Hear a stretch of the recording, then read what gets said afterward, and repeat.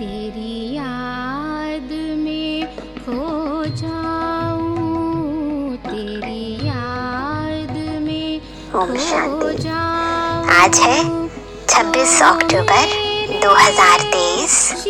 बाबा के महावाक्य हैं, मीठे बच्चे, अभी घोर अंधियारा भयानक रात पूरी हो रही है। फील होता है? रात पूरी हो रही है, तुम्हें दिन में चलना है। सृष्टि चक्र पर संगम युग पर खड़े हो जाओ। बिल्कुल ऐसे ही फील होगा। यह ब्रह्मा के बेहद दिन और रात की ही कहानी है। प्रश्न है, सेकंड में जीवन मुक्ति प्राप्त करने व हीरे तुल्य जीवन बनाने का आधार क्या है? उत्तर है सच्ची गीता, जो श्रीमद् भगवानुवाच है। बाप तुम्हें सम्मुख जो डायरेक्शन दे रहे हैं, कौन से डायरेक्शन? ये जो अभी हम मुरली में पढ़ेंगे, यह सच्ची गीता है, जिससे तुम्हें सेकंड में जीवन मुक्ति पद की प्राप्ति होती है। तुम हीरे तुल्य बनते हो। तो एक एक वर्जन लाखों अरबों करोड़ों, है ना, इतने रुपयों से भी अधिक मूल्यवान है ना, क्योंकि इससे हमें सेकंड में जीवन मुक्ति मिलती है और हम खुद हीरे तुल्य अमूल्य बन जाते हैं। प्रश्न दूसरा है, स्वर्ग के घनेरे सुख किस पुरुषार्थ के आधार से मिलते हैं? कौन सा पुरुषार्थ करने से स्वर्ग के सुख घनेरे मिलते हैं? उत्तर है रोज की पढ़ाई और योग से। डेली, एक दिन नहीं, स्वर्ग के सुख घनेरे मिल जाएंगे। इसलिए पढ़ाई में कभी थकना नहीं। बाप टीचर बनकर पढ़ा रहे हैं, तो तुम अच्छे मार्क्स से पास होने का पुरुषार्थ करो। इसमें आशीर्वाद व कृपा की बात नहीं है। इसलिए क्या करना है? पुरुषार्थ करना है। गीत है आज का,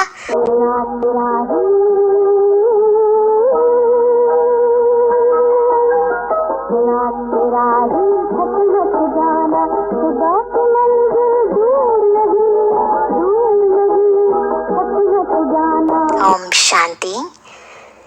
अभी यह गीत तुम बच्चों ने नहीं बनवाए हैं, यह तो फिल्म वालों ने बैठ बनवाए हैं। अर्थ तो कुछ भी समझते नहीं। हर एक बात का यथार्थ अर्थ न जानने से अनर्थ हो जाता है। गाते हैं, समझते कुछ भी नहीं है। अब तुम बच्चों को श्रीमत मिली हुई है। किसकी? किसकी है श्रीमत? भगवान की। भगवान को ही भक्त नहीं जानते तो उन भक्तों की सदगति कैसे हो सकती? भगवान से सदगति होती है और भगवान को ही नहीं जानते। तो बाबा कहते हैं कि तो उन भक्तों की सदगति कैसे हो सकती है? भक्तों का रक्षक है भगवान। रक्षा मांगते हैं। जरूर कोई दुख है, क्यों मांगते हैं रक्षा? कोई दुख है, हमारी रक्षा करो। बहुत गाते हैं, परंतु भगवान कौन है, किससे रक्षा करते हैं, जरा भी नहीं जानते। भक्त अथवा बच्चे अपने बाप को न जानने कारण कितने दुखी हो पड़े हैं। अभी इनका अर्थ तुम बच्चे समझते हो। अभी है घोर अंधियारी भयानक रात। इस गीत का अर्थ हम समझते हैं, है ना। आधा कल्प की रात है, रात के राही थक मत जाना। तो भक्ति मार्ग से यात्रा करते करते थक गए हैं। कोई भी विद्वान, आचार्य, पंडित नहीं जानते कि रात किसको कहा जाता है। यूं तो यह जानवर भी जानते हैं रात सोने की, दिन जागने का होता है। चिड़ियाएं भी रात को सो जाती हैं, सुबह होते ही उड़ने लगती हैं। वह दिन रात तो कॉमन है। यहाँ जो बात हो रही है ये कॉमन दिन रात की नहीं हो रही। यह ब्रह्मा की बेहद की रात और बेहद का दिन है। बेहद का दिन सतयुग त्रेता और रात द्वापर कलयुग। आधा आधा चाहिए ना। दिन की आयु भी 2500 वर्ष है। इस दिन रात का तो किसको पता नहीं है। इस बेहद के दिन रात का किसी को नहीं पता।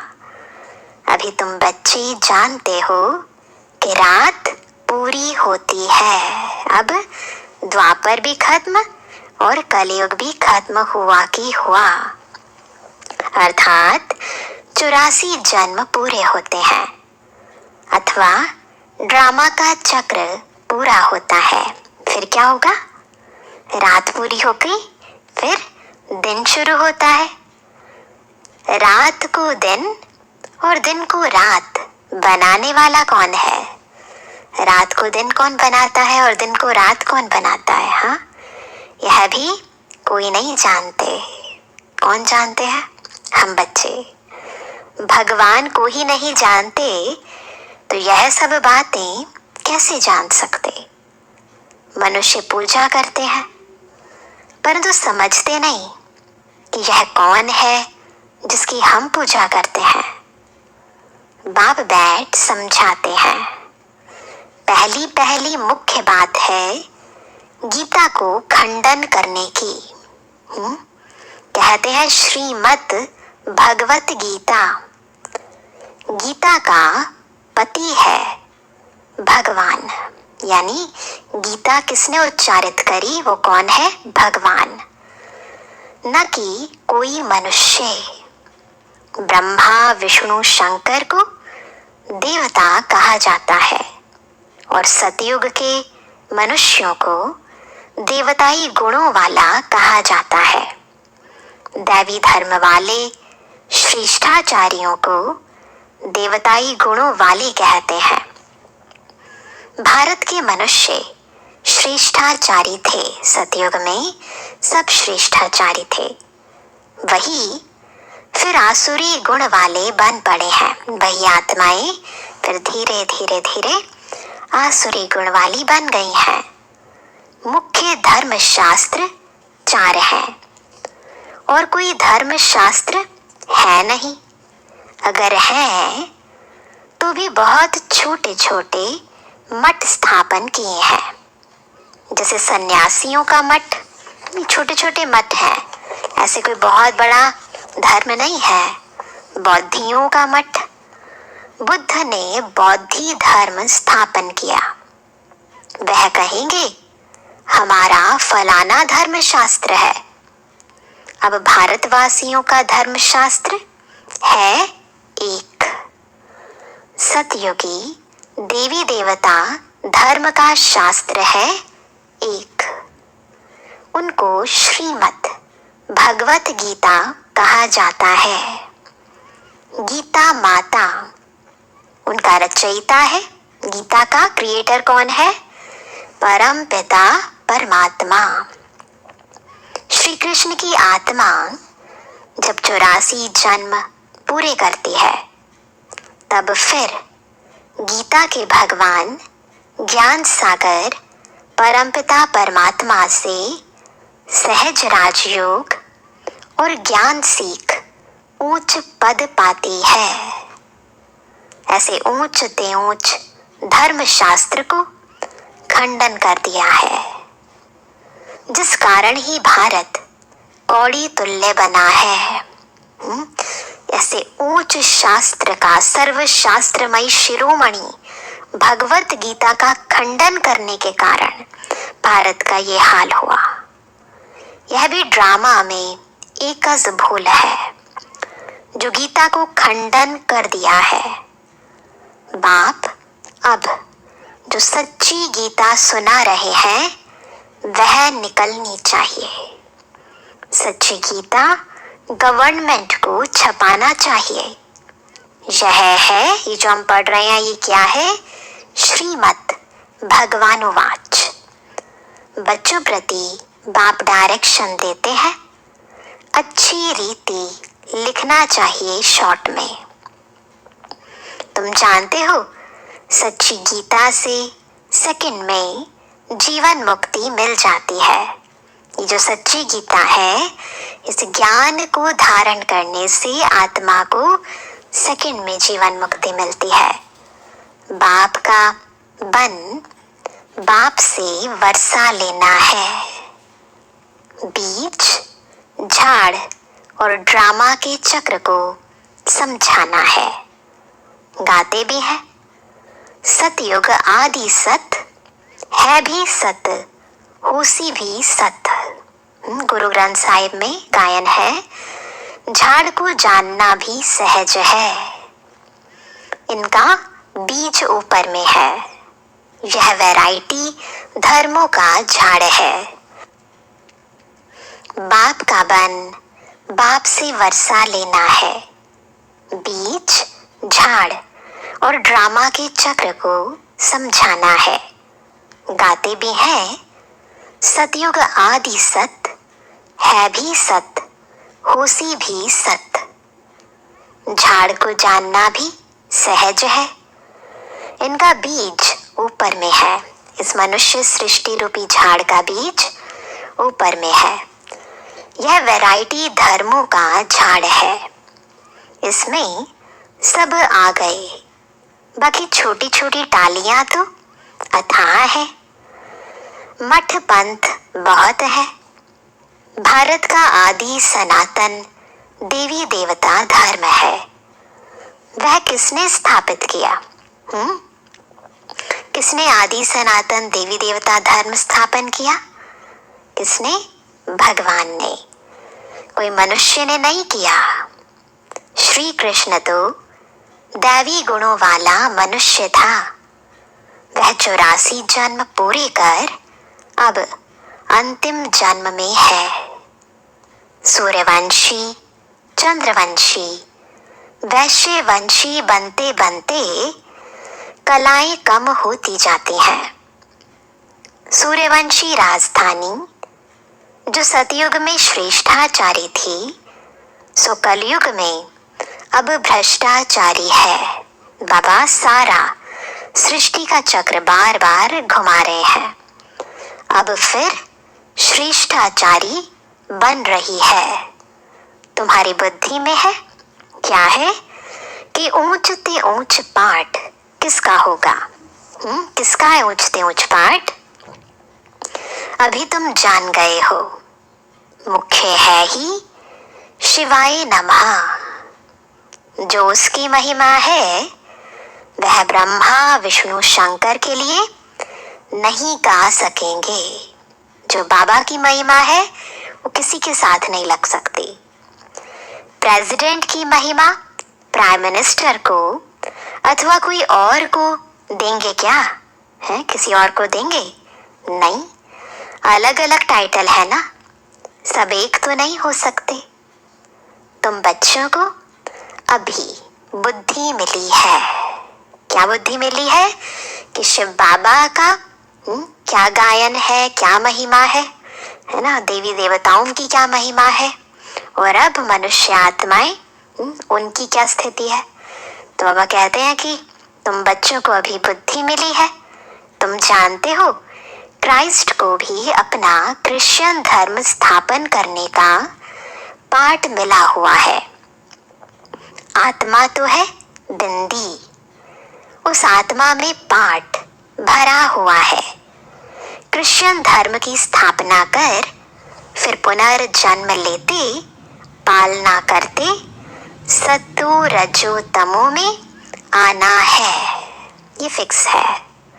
पिछाड़ी में सारा झाड़ जड़ी भूत होना ही है। हर एक को कितना कितना समय पाठ मिला हुआ है। बुद्ध को कितना समय पालना करनी है, यह तुम जानते हो। सारे सृष्टि चक्र की विशेष आत्माओं के विशेष पाठ को हम जानते हैं। तो बाबा कहते हैं बुद्ध को कितना समय पालना करनी है, यह तुम जानते हो। भिन्न भिन्न नाम रूप में जन्म लेते रहते हैं। अभी बाबा तुम्हारी कितनी विशाल बुद्धि बनाते हैं। सारा सृष्टि चक्र कहाँ है? हमारी बुद्धि में। तो हमारी बुद्धि कितनी विशाल हो गई। परंतु कोई तो शिव बाबा को याद भी नहीं कर सकते। बेहद का बाप बेहद स्वर्ग का वर्षा देते हैं, यह भी तुम समझा नहीं सकते। बाबा ने बहुत बार समझाया है, आत्मा में अविनाशी पाठ नोंदा हुआ है।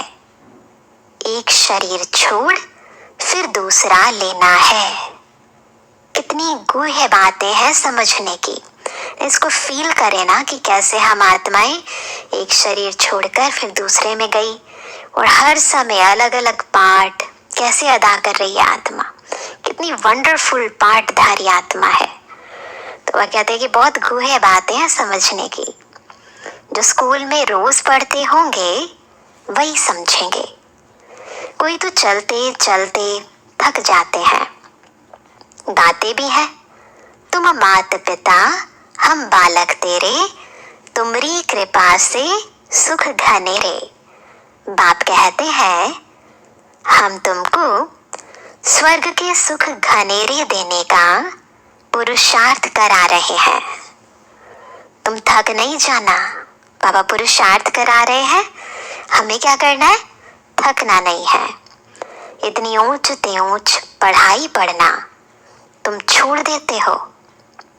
कोई तो पढ़ाई छोड़ फिर विकार में भी चले जाते हैं। जैसे का तैसा बन जाते हैं, जैसे थे वैसे के वैसे। चलते चलते गिर पड़ेंगे तो और क्या होगा? भल वहां सुख में है, परंतु पद में तो फर्क है ना। यहाँ सब दुखी है। कैसी भी स्थिति है, पर बाबा का ज्ञान लिया तो स्वर्ग में तो आएंगे, सुख तो रहेगा, परंतु फिर पद में तो फर्क है ना। वहाँ राजा प्रजा सबको सुख है, फिर भी पद तो ऊंचा लेना चाहिए ना। पढ़ाई छोड़ दी तो माता पिता कहेंगे तुम तो लायक नहीं हो। बाप से स्वर्ग का वर्षा लेते लेते कई बच्चे थक जाते हैं। चलते चलते माया वार कर देती है तो लौट जाते हैं। जो जमा किया वह फिर ना हो जाती, बाकी क्या बनेंगे? स्वर्ग में भल जाएंगे, लेकिन बिल्कुल साधारण प्रजा जाकर बनेंगे। क्या बनेंगे? साधारण प्रजा। बाप कहते हैं हमारा बनकर फिर थक कर बैठ गए, बट ट्रेटर बन गए तो प्रजा में चंडाल जाकर बनेंगे। याद रखेंगे, पद का आधार है पुरुषार्थ। जितना जितना हम बाबा की पढ़ाई पढ़ेंगे, योग युक्त स्थिति में रहेंगे, ऊंचा पद पाएंगे। यदि थक गए तो फिर नीच पद मिलेगा। तो बाबा कहते हैं सभी चाहिए ना। स्वर्ग का मालिक बनते बनते अगर पढ़ाई को छोड़ देते तो उन जैसा महान मूर्ख दुनिया में कोई होता नहीं। तो महान मूर्ख नहीं बनना है। लिखते भी हैं, तुम माता पिता हम बालक तेरे, तुम्हारी कृपा से स्वर्ग के बहुत सुख घनेरे मिलते हैं, कृपा करो। बाप कहेंगे कृपा की तो बात ही नहीं। मैं टीचर हूँ, पढ़ाऊंगा। पुरुषार्थ तुम करो, कृपा नहीं करेंगे, हमें पुरुषार्थ करना है अच्छे मार्क्स से पास होने का। बाकी मैं थोड़े ही बैठ सब पर आशीर्वाद करूंगा। तुम योग में रहो तो ताकत मिलती रहेगी। सभी थोड़े ही गद्दी पर बैठेंगे, एक दो के सिर पर बैठेंगे क्या? गद्दियां तो लिमिटेड हैं। तो धर्म मुख्य है ही 4, शास्त्र भी कितने हैं? 4 हैं। उनमें मुख्य है गीता, बाकी सब उनके बच्चे हैं। वर्षा तो माता पिता से ही मिलता है। अब बाप सम्मुख समझा रहे हैं, सिर्फ गीता पढ़ने से ही थोड़ी राजाओं का राजा बन जाएंगे। बाप ने तो गीता पढ़ी है, ब्रह्मा बाबा ने गीता पढ़ी है। तो बाबा कहते बाबा ने तो गीता पढ़ी है, परंतु उनसे होता कुछ भी नहीं है। यह सब है भक्ति मार्ग के शास्त्र, उस गीता से कुछ नहीं होता, परंतु इस सच्ची गीता से मनुज देवता बन जाता है। तुमको पुरुषार्थ कर 16 कला संपूर्ण बनना है। अभी तो तुम्हारे में कोई कला, कोई गुण नहीं रहा है। गाते भी हैं तुम निर्गुण, सॉरी दोबारा पढ़ना पड़ेगा। अभी तो तुम्हारे में कोई कला, कोई गुण नहीं रहा है। गाते भी हैं मुझे निर्गुण हारे में कोई गुण नाही, आपे ही तरस परोई। हमको फिर 16 कला संपूर्ण बनाओ, जो हम थे फिर बनाओ। अब तुम जानते हो बाप सम्मुख आकर समझा रहे हैं। एक निर्गुण संस्था भी बना दी है। निर्गुण निराकार का अर्थ भी नहीं जानते हैं। शिव का तो आकार भी है ना? निराकार का अर्थ नहीं जानते, परंतु शिव बाबा कहते मेरा तो आकार भी है। जिसका नाम है तो जरूर चीज भी है ना। आत्मा इतनी सूक्ष्म है, उनका भी नाम है। ब्रह्म महातत्व जहां आत्माएं निवास करती हैं, वह भी नाम है ना। नाम रूप से न्यारी तो कोई चीज होती नहीं। भगवान को कहते नाम रूप से न्यारा। एक तरफ कहते हैं ना नाम है ना रूप है, फिर उनको सर्वव्यापी कह देते हैं। चारों तरफ जो भी चीजें हैं, लोग हैं, उनका तो नाम भी है, रूप भी है। तो फिर दोनों बातें आपस में मिलती नहीं है। यह कितनी बड़ी भूल है। मनुष्य जब इन बातों को समझें तब तो निश्चय करें। बाबा हमने आपको जाना है, कल्प कल्प आपसे राज्य भाग्य लेते आए हैं, ऐसा निश्चय हो। बाबा पर निश्चय, वर्षे पर निश्चय, ऐसा निश्चय हो तब पढ़ सकते हैं। प्रारब्ध की स्मृति नहीं होती, पता नहीं होता क्या मिलने वाला है, तो भी पढ़ाई ढंग से नहीं पढ़ते हैं। तो बाबा कहते हैं यहाँ से बाहर निकलते और भूल जाते हैं। इसलिए पहले पहले तो लिखवा लेना चाहिए। क्या? बरोबर शिव बाबा आया है राजयोग सिखलाने। लिखकर भी देते, फिर पढ़ते नहीं। लिखकर दे दिया, निश्चय हो गया, फिर पढ़ते नहीं। ब्लड से भी लिखकर देते हैं, परंतु आज है नहीं। माया कितनी तीखी है। बाप कितना बैठ समझाते हैं। तुम्हारी विहंग मार्ग की सर्विस तब होगी, कब होगी? जब ऐसे ऐसे पत्र लिखेंगे, है ना। पहले तो पत्र लिखते थे, अभी फोन का जमाना है, तो बाबा को फोन भी किया करो। दिन में बार बार स्वस्मृति में स्थित होकर बाबा को याद करके, है ना, बाबा की याद में बाबा को अपने दिल का सब हाल बता दिया करो। तो बाबा कहते हैं तुम्हारी शक्ति सेना में भी नंबरवार है।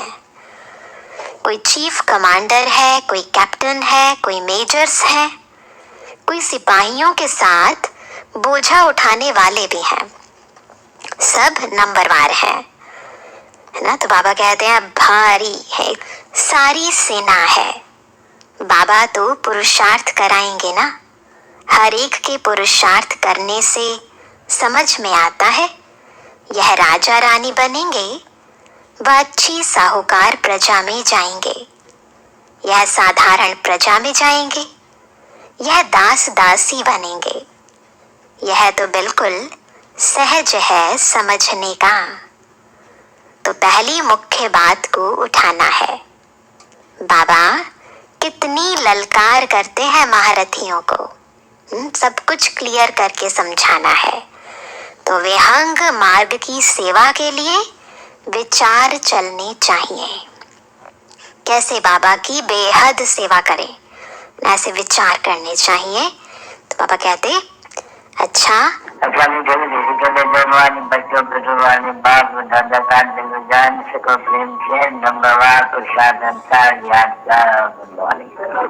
रूहानी बच्चों की रूहानी बाप दादा को गुड मॉर्निंग, नमस्ते नमस्ते नमस्ते। धारणा के लिए मुख्य सार पहला, पढ़ाई में थकना नहीं है। ऊंच ते ऊंच पढ़ाई रोज पढ़नी और पढ़ानी है। दूसरा, विहंग मार्ग की सर्विस करने की युक्तियां निकालनी है।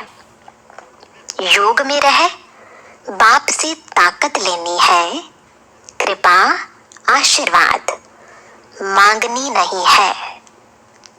क्या करना है? पुरुषार्थ करना है। पुरुषार्थ से प्रारब्ध बनेगी। बाबा से मांगते रहेंगे तो उससे कुछ नहीं होगा। वरदान है, वरदानों की दिव्य पालना द्वारा सहज और श्रेष्ठ जीवन का अनुभव करने वाले सदा खुश नसीब भव। सदा खुश नसीब कैसे बनेंगे? जब वरदानों की दिव्य पालना द्वारा सहज और श्रेष्ठ जीवन का अनुभव करेंगे।